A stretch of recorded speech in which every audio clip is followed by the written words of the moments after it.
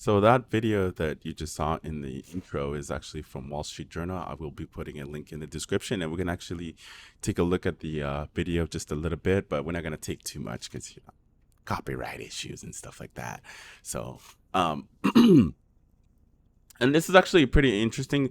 I want to say that when it comes to Tesla's, autopilot system, I feel like Tesla's autopilot, at least their system, is way more advanced than certain other companies that are out there. It's way better than Kia's, because as well as Hyundai's. That's the same thing that I have as well. So I have me an Ioniq 5, and its safety features keeps it's very, very basic, very basic. I think it's more like a level 1. It keeps you in the lane, right?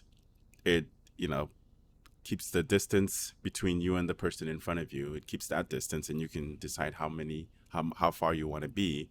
And it can also change lanes for you. When you put your indicator on, it will merge onto the lane for you. And if somebody's there but they're a little bit further out, the car will actually brake itself and then let you move over to the next lane. So it's very basic and requires a lot of attention. Also, you have to make sure that you are paying attention and having your hands on the wheel. If you don't, the car will remind you. Same thing that the Tesla system will remind you. But so in this particular video, so we're going to take it down just towards the part where the accident actually happens. So this guy was actually drunk. He got in his car, put on autopilot, got on the freeway, and I think he had over 150 notifications that the car is telling him, hey, but you got to touch the steering wheel. You got to touch the steering wheel. You got to touch the steering wheel. So every time the notification would be sent to him, he would touch the steering wheel so he can keep using the autopilot. And then if you don't, it actually will turn off the autopilot and the car will start slowing down. So let's go ahead and check out just the tail end of the video, because it's a 6-minute video, and I will be leaving a link in the description if you want to go check it out. So let's go and do that right now, okay? The Tesla approaches emergency vehicles on the side of the road. Autopilot is not designed to identify them as obstacles because they're not in the lane, but an attentive driver would typically know to slow down or change lanes. Around the same time, the driver receives his 150th warning to keep his hands on the wheel. He complies, but it's not enough to get him to respond to the stopped vehicles. Seconds later, other police cars are visibly blocking the lane, but the logs show no sign that the Tesla sees them. Experts in autonomous vehicle safety who reviewed the crash footage say there's a difference between the way the car's camera sees an ordinary vehicle and an emergency vehicle. The police car's flashing lights created a hazy image that the car's software likely did not recognize as a stopped vehicle. And this comes into where paying attention comes into play. But unfortunately, this person was intoxicated, so he wasn't really, alert and focused and to know what's actually going on. So that's why this crash happened. But if it's anybody that, that isn't inebriated or drunk, they would have saw that and they would have moved on over to the next lane or over. But another thing too is like, why isn't the cops all the way on the shoulder? Why is this cop park his car in the freeway? He's literally parked in the freeway. Unless there's like cones to let people know something is going on up here, nobody would know. But a person that's paying attention, yes, you would see it. You would, move on to the next lane over, unless you weren't really paying attention and, shit happens. But why is the cop parked in the freeway? That's my question. Why couldn't he just moved over like all the other cars? Just 2.5 seconds and 37 yards before the crash. Autopilot attempts to slow the car and ultimately disengages. But at 54 miles per hour, it is too late.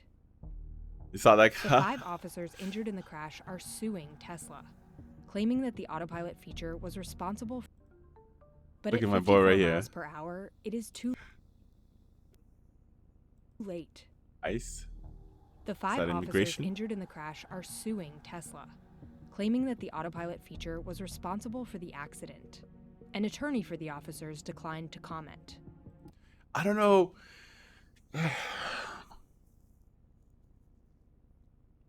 I don't know why they're going after Tesla. The system is the way that it's designed. It's supposed to be like a companion, you know, but Tesla fucked it up by naming it Autopilot. They should have named it something else, driver's assist or whatever, just like every other company is doing, driver assist, you know. But anyway, I would have gone after the person that's behind the wheel that's drunk, but I'm sure they can't get anything off of him, so they're going after the bigger company that has way more money. You know, the person that was driving the car is the reason this crash happened. He was supposed to be paying attention. He was supposed to be doing his job. The autopilot is only supposed to assist you. It's not supposed to do the work for you. You know, you still have to pay attention and do your job as a driver. You're putting everybody in danger when you hopped onto the car and you're drunk.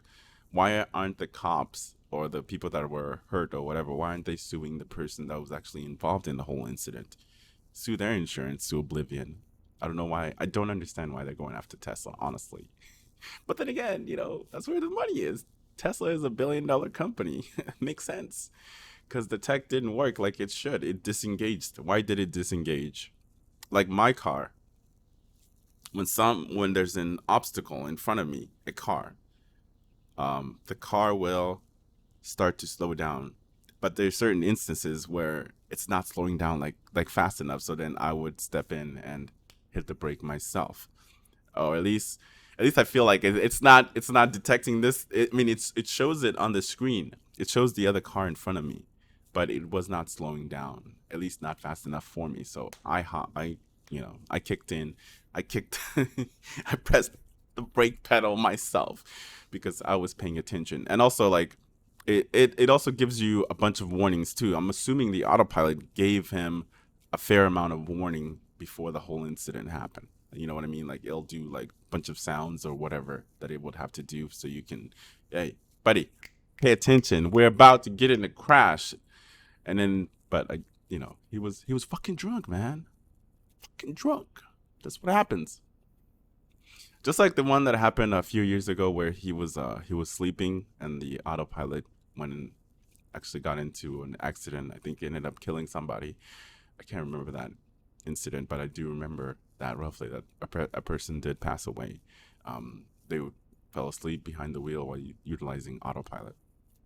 But anyway, let me know in the comments below what you think about this whole situation. In my opinion, I feel like the driver is at fault.